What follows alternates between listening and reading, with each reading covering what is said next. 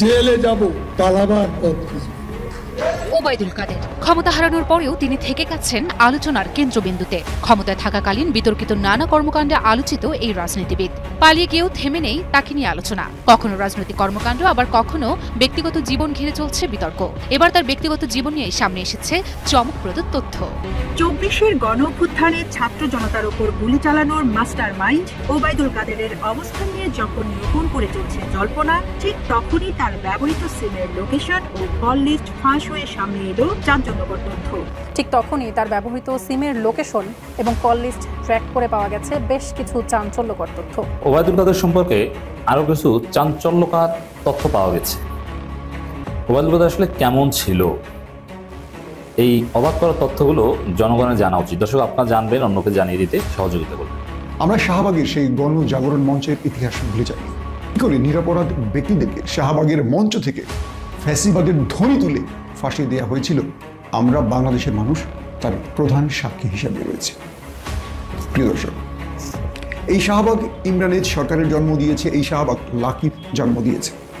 এই শাহবাগ থেকে আমরা বাংলাদেশের সেই সব ব্যক্তিদের চেহারাগুলো দেখেছি যারা এই রাষ্ট্রে ধর্ম নিরপেক্ষতার ধুয়ো তোলে এই বাংলাদেশকে ধর্মহীনতার দিকে টেনে নিচ্ছিল।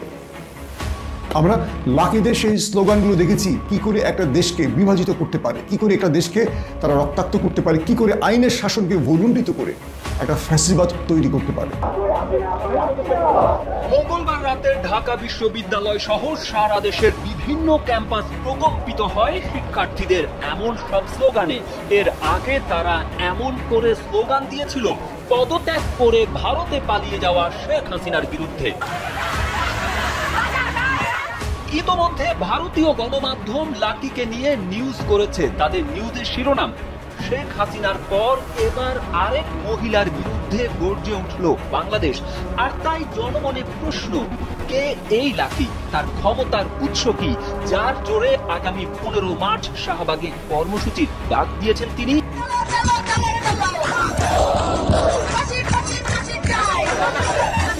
শাহবাগী লাকি আক্তার মুসলিম চিহ্নকে অপছন্দ করে এরা। ইসলামকে হেয় করতে একটা নির্দিষ্ট এজেন্ডা বাস্তবায়নেও পটু শাহবাগীরা। 2013 সালে তৎকালীন সরকারের পৃষ্ঠপোষকতায় গণজামায়াতের মাধ্যমে তা প্রমাণ করে লাকি আক্তারদের। প্রিয় দর্শক শ্রোতা, আসসালামু আলাইকুম। নতুন একটা ভিডিওতে জানাচ্ছি আপনাদের স্বাগতম। এইমাত্র পাওয়া তাজা এবং গরম খবর। ভারত, নরেন্দ্র মোদী, আওয়ামী লীগ এবং শেখ হাসিনা যে পরিকল্পনা করছে, সকল পরিকল্পনা কিন্তু ফাঁস হয়ে যাচ্ছে এবং ডক্টর মোহাম্মদ ইউনূস সেই পরিকল্পনা অনুযায়ী কিন্তু নতুন নতুন পদক্ষেপ নিচ্ছে। আজকের এই ভিডিওতে আপনারা সেই বিষয়গুলো বিস্তারিত এবং প্রমাণের মাধ্যমে দেখতে পারবেন। আমি আশা রাখবো আপনাদের কাছে সম্পূর্ণ ভিডিওটি দেখে যাবেন, একটু স্কিপ না করে। আমি আর বেশি কথা না বাড়িয়ে সরাসরি আপনাদের বিস্তারিত ভিডিওতে নিয়ে যাবো। তার আগে ছোট্ট রিকোয়েস্ট থাকবে আপনাদের কাছে, কে কোথা থেকে এই ভিডিওটি দেখছেন তা কিন্তু অবশ্যই কমেন্ট সেকশনে বলে যাবেন। সেই সাথে যারা এখন এই চ্যানেল সাবস্ক্রাইব করে রাখেননি, এই চ্যানেল সাবস্ক্রাইব করে দিবেন। দর্শক বন্ধুরা, চলুন তাহলে এই ভিডিওতে একটু লাইক করে দিয়ে আমরা বিস্তারিত ভিডিওগুলো মোবাইলের স্ক্রিন থেকে ধারাবাহিকভাবে একের পর এক দেখে আসি। গণঅভ্যুত্থানে ছাত্র জনতার উপর গুলি চালানোর মাস্টারমাইন্ড ছিলেন আওয়ামী লীগের সাধারণ সম্পাদক ওবায়দুল কাদের। সাবেক এই সেতু মন্ত্রী বর্তমানে ঠিক কোথায় রয়েছেন তা নিয়ে চলছে নতুন করে জল্পনা কল্পনা। ঠিক তখনই তার ব্যবহৃত সিমের লোকেশন এবং কল লিস্ট ট্র্যাক করে পাওয়া গেছে বেশ কিছু চাঞ্চল্যকর তথ্য। কি রয়েছে তাতে, বিস্তারিত জানাচ্ছেন শেখ ফরিদ।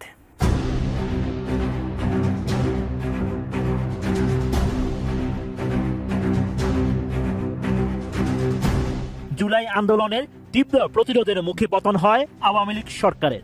সেই সঙ্গে পালিয়ে গেছেন দলটির প্রধান শেখ হাসিনা সহ অধিকাংশ নেতারা। সাবেক প্রধানমন্ত্রীর পর পলাতকের তালিকায় অন্যতম হলেন আওয়ামী লীগের সাধারণ সম্পাদক ও সাবেক সড়ক ও সেতুমন্ত্রী ওবায়দুল কাদের। ক্ষমতায় থাকাকালীন বিলাসী ও শৌখিন এই নেতার সঙ্গে বিভিন্ন নায়িকা ও মডেলের ছবি সামাজিক মাধ্যমে ভাইরাল হওয়া ছিল নিয়মিত ঘটনা। অনেক নায়িকার সঙ্গেই তার ঘনিষ্ঠতা নিয়ে ব্যাপক গুঞ্জন ছিল সামাজিক মাধ্যমে। অবশ্য প্রকাশ্যে সেগুলো নিয়ে কেউ কথা বলতে সাহস করত না। পালিয়ে যাওয়ার পর থেকে কাদেরকে নিয়ে একের পর এক চাঞ্চল্যকর তথ্য বেরিয়ে আসছে। সর্বশেষ গত 5 আগস্ট ওবায়দুল কাদেরের ব্যক্তিগত ফোন নম্বরটি দুপুর 2:42 পর্যন্ত ট্র্যাক লোকেশন ছিল মোহাম্মদপুর। এবার সামাজিক মাধ্যম ফেসবুকে প্রকাশিত হলো তার একটি কল লিস্ট। কল লিস্ট অনুযায়ী 5 আগস্টের আগে ও পরে 2 মাসে অসংখ্য নম্বরে কথা বলেছেন কাদের, যেখানে অনেক নায়িকা, মডেল, অভিনেত্রী ও নেত্রীদের সঙ্গে যোগাযোগ রাখার বিষয়টি উঠে এসেছে। ওই কল লিস্ট অনুযায়ী নায়িকা কেয়া, মিস বাংলাদেশ ফারজানা, অ্যাঞ্জেলা এলিন সহ মডেল নায়িকারা যেমন রয়েছেন, তেমনি ফোন দিয়েছেন ময়মনসিংহের নেত্রী কবিতাকেও। আরেক বেসরকারি টেলিভিশনের তথ্য অনুযায়ী 5 আগস্ট ওবায়দুল কাদের নায়িকা সোহানা সাবা সহ প্রয়াত নায়িকা মেঘলার সঙ্গেও একাধিকবার যোগাযোগ করেন। ওবায়দুল কাদের 5 আগস্ট সহ আগের এবং পরবর্তী সময়ে কল লিস্টে সিরিয়ার কপির আংশিক প্রকাশ করে প্রবাসী সাংবাদিক জাওয়াদ নির্ঝর। ওই সিরিয়ার কপি বের হওয়ার পর থেকে সামাজিক মাধ্যমে ভাইরাল ওবায়দুল কাদেরের কল লিস্ট। তবে সম্প্রতি সামাজিক মাধ্যমে ওবায়দুল কাদেরের ব্যবহৃত সিমের লোকেশন ও কল লিস্ট আবারও ভাইরাল হয়েছে। তবে ওই কল লিস্টের সত্যতা নিশ্চিত করা যায়নি।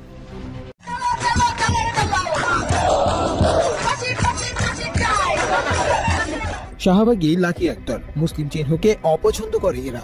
ইসলামকে হেয় করতে একটা নির্দিষ্ট এজেন্ডা বাস্তবায়নেও পটু শাহবাগীরা। 2013 সালে তৎকালীন সরকারের পৃষ্ঠপোষকতায় গণজামায়াতের মাধ্যমে তা প্রমাণ করে লাকি আক্তারদের মতো ইসলাম বিদ্বেষীরা।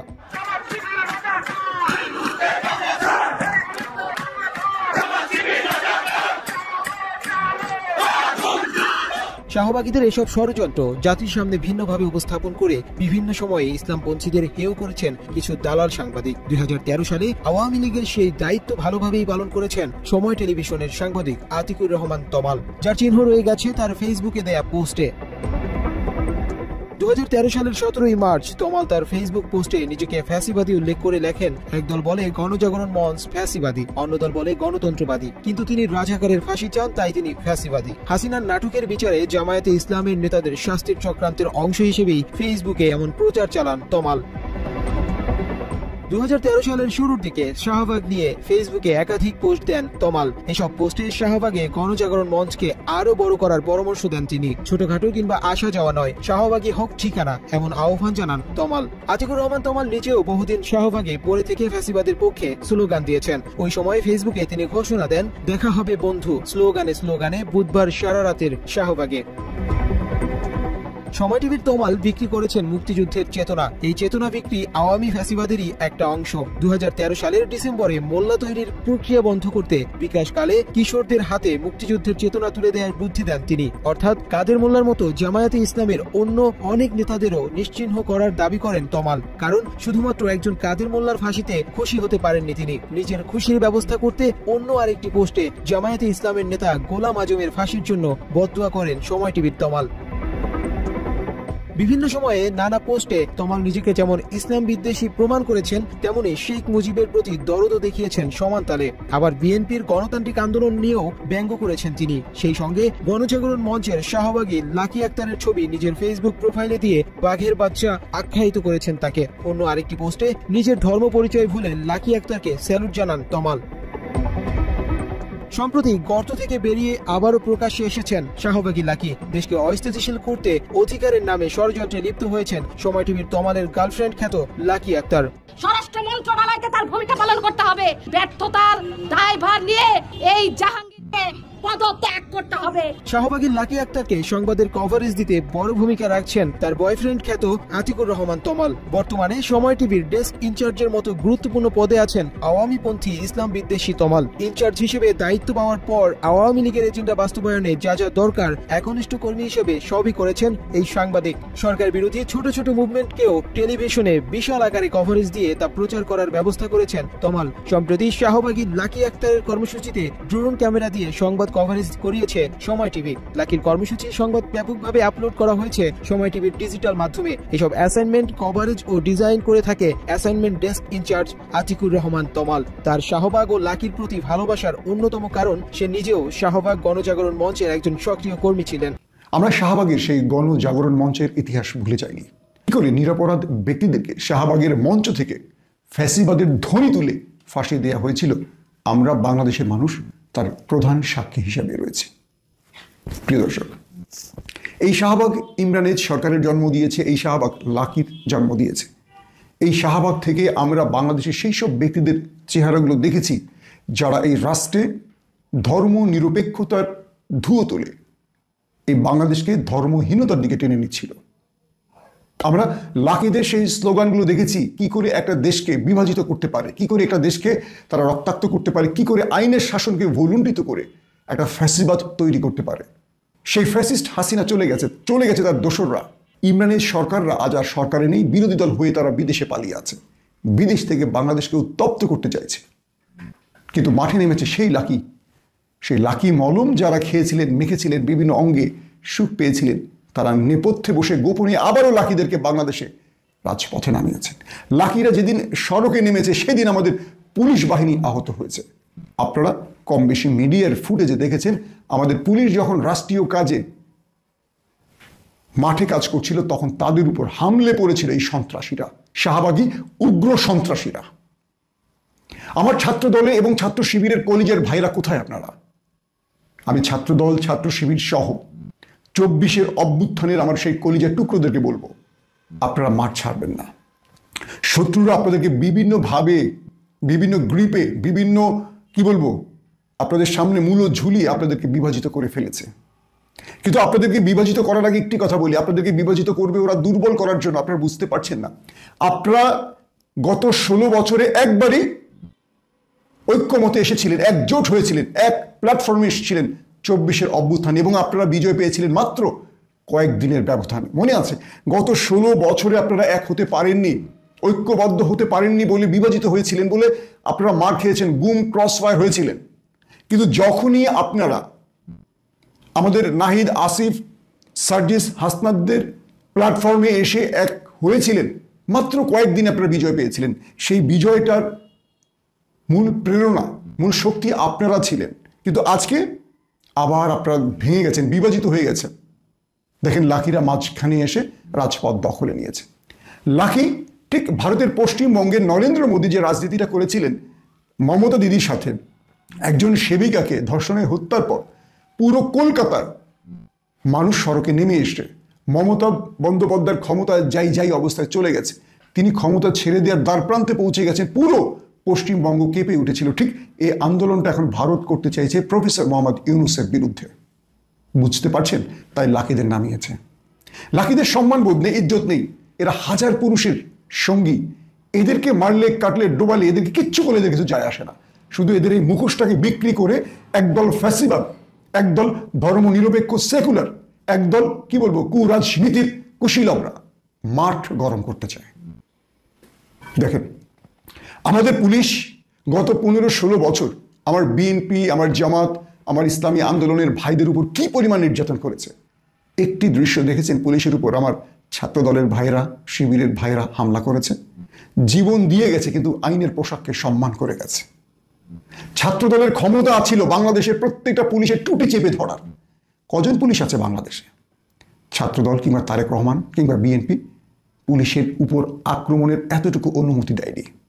ছাত্রদল অনেকবার বলেছিল কেন্দ্রীয় নেতাদের, আর কত জীবন দিব আমরা, আমাদের একবার অনুমতি দেন, আমরা ঘুরে দাঁড়াই ওদের বিরুদ্ধে।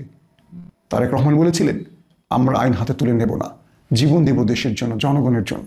কিন্তু ওরা এই পোশাক পরেছে আমাদের নিরাপত্তার জন্য। ওদের মধ্যে কিছু সংখ্যক খারাপ হতে পারে, কিন্তু ওদের গায়ে হাত তোলা আমাদের ঠিক হবে না, ওদের বিরুদ্ধে দাঁড়ানো আমাদের ঠিক হবে না, ওরাই আমাদের সন্তান। ছাত্র শিবিরের ভাইরাও রাজপথে জীবন দিয়েছে, কিন্তু পুলিশের বিরুদ্ধে কখনো আক্রমণ চালায়নি। কিছু বিচ্ছিন্ন ঘটনা, ছাত্র অভ্যুত্থানে যেটা ঘটেছিল, প্রকাশ্যে যখন আমাদের ছেলেগুলোকে রাস্তায় গুলি করে মারছে, ওদের পোশাক পরে ভারতীয়রা এসে, ওদের পোশাক পরে বিজিবি এসে, এবং বিভিন্ন সন্ত্রাসীরা পুলিশের ড্রেস পরে এসে, ছাত্রলীগ, যুবলীগ, স্বেচ্ছাসেবক লীগের সন্ত্রাসীরা অস্ত্র হাতে নিয়ে যখন পুলিশের ড্রেস পরে এসে যাত্রাবাড়ি, মোহাম্মদপুর সব বিভিন্ন স্পটে আমাদের ভাইদের মারছিল, তখন তাদের উপর খালি হাতে লাঠি দিয়ে, পাথর দিয়ে প্রতিবাদ করা হয়েছে। একটি অস্ত্রের দৃশ্য কেউ দেখাতে পারবেন না যে জুলাই অভ্যুত্থানের ছেলেরা অস্ত্র হাতে তুলেছিল, দেখাতে পারবেন? কেউ পারবেন না। 2000 জীবন দিয়েছে, কটা পুলিশ মারা গেছে। যদি আমাদের ছাত্ররা, আমাদের শিবিরের ভাইয়েরা, আমাদের ছাত্র দলের ভাইয়ের অস্ত্র হাতে তুলে নিত, রাস্তায় পুলিশের সংখ্যা পড়ে থাকতো লাশ হয়ে, কিন্তু তারপরও তারা অস্ত্র হাতে তুলে নেয়নি। আর যখন শাহবাগে মানুষের দুর্ভোগ কমাতে পুলিশ শাহবাগের বিরুদ্ধে দাঁড়ালো, তখন তারা প্রকাশ্যে আমাদের পুলিশ ভাইদেরকে পেটালো, বুকে লাথি মারলো। রোজাদার ভাইটাকে বুকে লাথি মারলো, সে তার ভিডিও আমি দেখলাম, সে বলছে আমি রোজাদার ছিলাম, হঠাৎ করে এসে আমার বুকে প্রচন্ড গতিতে লাথি মারলো। ওরা সাহস পেল কোথায়? প্রফেসর ইউনূস, আপনাকে বলছি, আপনার এই ধ্বজভঙ্গ নরম নীতিকে পরিহার করুন। আমরা ঘৃণা করি আপনার এই নীতিকে, ঘৃণা করি। আমার পুলিশের বুকে যারা লাথি মারবে ওদের ঠ্যাং আমরা আবারও বলছি, আমার পুলিশের বুকে লাথি মারার আগে আপনাকে ক্ষমতার মস্তক ছেড়ে দিতে হবে। আমার পুলিশের নিরাপত্তা দিতে না পারলে আপনার মতো এই নোবেল বিজয়ীদের আমাদের কোনো প্রয়োজন নেই। ক্ষমতা ছেড়ে দিন। লাকির মতো বা লাকির সেই শাহবাগী দোসরদের মতো, সন্ত্রাসীদের মতো, ফ্যাসিবাদীর সেই দোসরদের চেহারাগুলো আবার আমাদের দেখতে হচ্ছে কেন? আমরা দেখছি প্রবাসী সাংবাদিক শাহেদ আলমরা আবারও কথা বলছেন সেই লাকিদের পক্ষে, শাহবাগীদের পক্ষে। দুদিন আগে ইলিয়াস যখন তাদেরকে একেবারে ছুলে দিয়েছিল, তখন তারা শিবিরের পক্ষে, জামাতের পক্ষে সুর তুলেছিলেন সমর্থন পাওয়ার জন্য। এগুলো হলো মোনাফেক। এরা কখনো বিএনপি সাজে, এরা কখনো জামাত সাজে, এরা কখনো ছাত্রদের পক্ষে সাজে। মূলত এরা অর্থের কাছে বিক্রি হয়। আর এদের মূল শেকড় হলো ধর্ম নিরপেক্ষ সেই সেকুলার, অর্থাৎ বাম রাজনীতির কিছু পচা নষ্ট করা ব্যক্তি আছে না, এরা কিন্তু কখনো বিএনপিকে নানান রকম বুদ্ধি দেয় যে এটা করবেন, এটা করলে আপনারা বিজয় পাবেন, এটা করলে আপনারা জামাতের উপরে চলে যাবেন, এই বুদ্ধি দেয়। বিএনপি মনে করে আসলে তো আমার পক্ষের লোক, আসলে বিএনপির পক্ষের না, এরা জামাতের পক্ষের না, এদের পক্ষ একটা। এদেরকে টাকা দিলে এদের বউদেরকে আপনারা পাবেন, এদের টাকা দিবেন, এরা টাকার দরকার, এরা টাকার জন্য সব করে। 18 সালের পরে এরা কথা বলেনি, কারণ হাসিনা এদেরকে টাকা দিয়ে কিনে ফেলেছিল, থেমে গিয়েছিল। সুবিধাটা কোথায় নেয় বুঝতে পারছেন? আবার এদের অবস্থা রাখি দেখেন, এখন এরা জামাত শিবিরের বিরুদ্ধে নেমেছে, ফ্যাসিবাদ মানে শাহবাগের পক্ষে নেমেছে, তার স্ট্যাটাস দেখলাম আমি। অথচ দুদিন আগে যখন ইলিয়াস ওদের বাসডলা দিল, প্রবাসী সাংবাদিক আমাদের ইলিয়াস, তখন সে জামাতের পক্ষে সুর তুলে জামাতের অনুকম্পা নেওয়ার চেষ্টা করলো। এদের চেহারাগুলো চিনতে শুরু করুন। যখন হেফাজতের মাঠে, মানে সেই শাপলা চত্বরের কথা মনে আছে আপনাদের, আমি স্টিল সেখানে ছিলাম, আমি দেখেছি বহু সাংবাদিক পুলিশকে সহযোগিতা করেছিল হেফাজতের ভাইদের মারতে।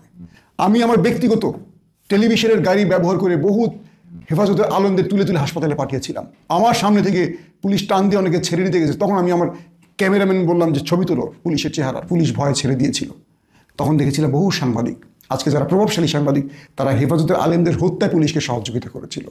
অনেকের চেহারা মনে আছে। কিন্তু দুঃখজনক হলেও আজকে আমাদের সুসময় এসেছে, তাদের বিচার করব, পারছি না। কেন পারছি না জানেন? আমাদের দুঃসময়ের বন্ধুরা সে ওদের সাথে মিশে আছে গোপনে, আমরা জানি না। আমরা মনে করেছিলাম হাসিনা ফ্যাসিস্ট বিদায় হলে আমরা এদের বিচার করবো, এখন বিচার চাইতে গিয়ে দেখি আমরা একঘরে হয়ে যাচ্ছি আবার। কারণ আমাদের সঙ্গে মিশে থাকা সেই লোকগুলো লাকিদেরই লোক হয়ে গেছে, ইমরানের সরকারদের দোসর হয়ে গেছে গোপনে গোপনে। মাগুরার ধর্ষণের শিকার শিশুটা মারা গেছেন, ও বেঁচে থাকবে না, এটা আসলে আমাদের অনেকেরই নিশ্চয়ই বোঝা হয়ে গিয়েছিল।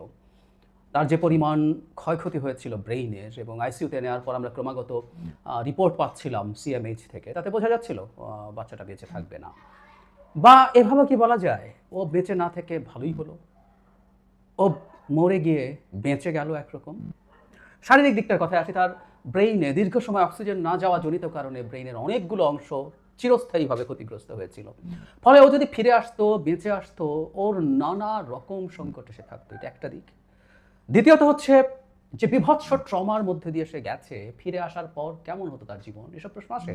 এবং আমরা এমন একটা সমাজে বাস করি যে সমাজে একটা সময়েও পরও যে কোনো সময় আমরা ধর্ষণের জন্য নারীকে ব্লেম করি। অবশ্য টিপিক্যাল যে ব্লেমিং, সেটা হচ্ছে ও বেপর্দা চলছে, ও মাহরাম ছাড়া বাইরে গেছে, সেটা এই 8 বছরের শিশুটার ক্ষেত্রে হয়তো প্রযোজ্য না। তারপরও এই ধরনের ঘটনা শিকার একটা মেয়ে স্বাভাবিকভাবে সমাজে স্বাভাবিকভাবে ফিরে আসা সম্ভব হবে কিনা, খুবই গুরুতর প্রশ্নের ব্যাপার। আমাদের সমাজটা এরকম, এবং খুব ইন্টারেস্টিং। এটা নিয়ে একসময় অনেক কথা বলেছি, লিখেছি। আমরা ধর্ষণ শব্দটা ব্যবহার করতে না গিয়ে সকল কিছু ইউফেমিস্টিক শব্দ ব্যবহার করি। তাতে এমন শব্দ আছে যেটা আদতে যিনি ধর্ষণের শিকার হয়েছেন তাকেই ব্লেম করার মতো, তারই ক্ষয়ক্ষতি হয়ে গেছে এরকম। সম্ভ্রমহানি করেছেন, মানে আমরা কথ্য ভাষায় গ্রামে বলি ওর ইজ্জত লুট করেছে। ইজ্জত লুট হয়েছে ধর্ষণ করার ফলে, কারণ সম্ভ্রমহানি হয়, শ্লীলতাহানি হয়। একেবারেই মনে করি না, তাই না? আমরা অনেকদিন বলেছি এই সমাজ অবশ্য ধর্ষককে মাথায় তুলে রাখার সমাজ, যেখানে ধর্ষকের কিছু হয় না, তার সম্ভ্রমহানি হয় না, তারই হওয়ার কথা ছিল, কিন্তু হয় না, হয় নারীর। এবং এরপর আমরা অনিবার্যভাবে কিছু মানুষ এবং কিছু সোকল ধর্মগুরু আমাদের সামনে বয়ান হাজির করবেন। আসলে নারী ধর্ষিত হওয়ার প্রধান কারণ, এটা নিয়েও একবার ব্লগে একটা লেখা লিখেছিলাম বেশ স্যাটায়ারের ঢঙেই। তখন 3 বছরের, একই সময় 3 বছর বয়সী একটা শিশু আর 70 বছরের এক নারী কাছাকাছি সময় ধর্ষিত হয়েছিলেন। তখন আমি লিখেছিলাম বয়স হোক 3 বা 70, জনি আছে না, একটা নারীর রেপ হবে, কারণ এই দেশে, কারণ তার ভ্যাজাইনা আছে। সে কি পড়ছে না পড়ছে এগুলো ফালতু কথা। ধর্ষণ করা যায়, তাই ধর্ষণ করা হয়। এই আলাপগুলো আমরা চলতে দেই, বলতে দেই, করতে দেই, এবং এর বিরুদ্ধে কেউ কথা বলে তার উপরে ঝাঁপিয়েও পড়ি। দুদিন আগে যখন নারীর পোশাক এবং নারী কিভাবে চলবেন তার সাথে ধর্ষণকে ত্যাগ করা নিয়ে কথা বলেছিলাম, দেখলাম কতজন ঝাঁপিয়ে পড়েছেন আমার উপরে। তো যেভাবেই হোক, নামে হোক বেনামে হোক, যারা ঝাঁপিয়ে পড়ছেন তারা মনে করেন এই সমাজে আমরা বাস করি, এই সমাজে আমাদের নারীরা, আমাদের কন্যা শিশুরা বেড়ে ওঠে। এই তো পরিস্থিতি, এই তো ঘটে। বিচার পেয়ে আসি আর কি হবে জানি না। বিচারের কথা খুব দ্রুত বলা হচ্ছে। আমাদের আইন উপদেষ্টা জানিয়েছেন 7 দিনের মধ্যে বিচার শুরু করা যাবে, সবকিছু খুব দ্রুত, ময়নাতদন্ত বিশেষ ব্যবস্থায়, ডিএনএ টেস্ট বিশেষ ব্যবস্থায়, সব বিশেষ ব্যবস্থায় করা যাবে। এবং কবে 7 দিনের মধ্যে শুরু করার পর কবে নাগাদ শেষ হবে এই প্রশ্নের জবাবে আইন উপদেষ্টা জানিয়েছেন যে 7-8 দিনে বিচার শেষ করারও নজির আছে। এখানে সব কিছু খুবই ভিভিড আছে, সুতরাং বিচার করে ফেলা যাবে। আমি ধারণা করি এটার বিচার হবে, খুব দ্রুতভাবেই হবে, দৃষ্টান্তমূলক শাস্তি হবে। দৃষ্টান্তমূলক শব্দটা মন থেকে বলিনি, আমি এগুলোকে দৃষ্টান্তমূলক শাস্তি মনে করি না, সত্যিই মনে করি না। কারণ ও পাশে কে আছে, অপরাধের দিকে কে আছে, সেটা আমাদের দেশে ম্যাটার করে। তনু হত্যার তদন্তই শেষ হলো না কেন আমরা জানি। সুতরাং বুঝতে পারি আসলে অপরাধের সাথে কে জড়িত, সেটা ম্যাটার করে। যদি তেমন কেউ কেটা কেউ না হয় এবং যদি যথেষ্ট শোরগোল হয়, আজকে কিনা আমরা প্রচুর শোরগোল করেছি, ফলে বিচার দ্রুত হবে। এবং অপর পক্ষে তেমন কেউ নেই, কিন্তু অপর পক্ষে যদি তেমন কেউ থাকে তাহলে শোরগোল করেও লাভ নেই, তাই না? মুনিয়া সুইসাইড না হত্যাকাণ্ডের শিকার হয়েছে, সব শরীরকে মারা গেছে। এবং এখানেও অভিযুক্ত ছিলেন, অভিযোগ ছিল, তার পরিবার অভিযোগ করেছে। তো এত পাওয়ারফুল তারা, মানে তদন্তের জন্য একবার দুবার কথা বলা, ন্যূনতম জিজ্ঞাসাবাদ হয়নি। আচ্ছা, সেটা আওয়ামী লীগ আমল ছিল, এই আমলেও কি হয়েছে? হবে মনে করি আমরা? মনে করি না, কারণ ওরা এত পাওয়ারফুল, এত বড় শিল্প গ্রুপ, তাদেরকে আবার এগুলো করা যায় না। সুতরাং এই বিচারও আসিয়ার ক্ষেত্রে নেহায়েত গ্রামের লোক, তার বোনের শ্বশুর, সাধারণ মানুষ, সাধারণ বলতে আমি বোঝাচ্ছি সোশিও ইকোনমিক কন্ডিশনে, কেউ কেটা কেউ নয়, সো তাকে বিচার করে ফেলা যাবে। আবার মুনিয়ার ক্ষেত্রে বিচার হবে না। এগুলোই আমাদের সমাজ। বহুবার বলেছে একটা সমাজ বা একটা রাষ্ট্র কোনোদিন তখন পর্যন্ত গঠিত হয় না যখন রাষ্ট্র, সরকার মোটা দাগে, খুব ফাইন মাইক্রো লেভেলে দেখতে গেলে কিছু প্রবলেম পাওয়া যেতে যায়, কিন্তু মোটা দাগে গ্রসলি একটা সমাজ ন্যায় বিচার, একটা সরকার ন্যায় বিচার নিশ্চিত করার চেষ্টা করছে, এটা যদি দৃশ্যমান না হয় ওই রাষ্ট্র গঠিত হবে না, হয় না। আজ সকালের একটা ভিডিওর ক্ষেত্রে একই কথা বলেছি, আমরা সেটাই দেখছি।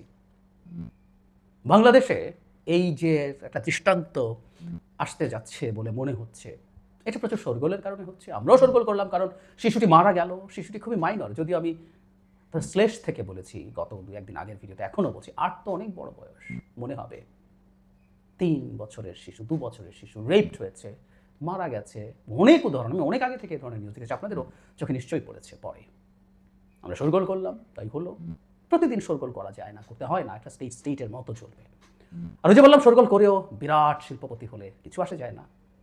তারা আগের সরকারের সময় যেমন পাওয়ারফুল থাকে, এই সরকারের সময় তারা ভীষণ পাওয়ারফুল, তারা সবাইকে ম্যানেজ করছে বলে আমরা শুনি। তো এই তো ঘটে, এই তো ঘটে, এভাবেই তো চলে সব কিছু। আমি বলছি না কারণ আপনি অভিযোগ উঠলেই তিনি এটা করেছেন, কিন্তু অভিযোগ উঠলে তার বিরুদ্ধে তদন্ত হওয়া দরকার, জিজ্ঞাসাবাদ হওয়া দরকার, তারপর শেষ রেজাল্ট হবে। ওটুকুও যা করা হয় না, তার মানে বোঝা যায় কিছু কিছু মানুষের ক্ষেত্রে আইনের হাত কত ছোট, আইনের হাত নাকি বিশাল লম্বা, খুবই ছোট।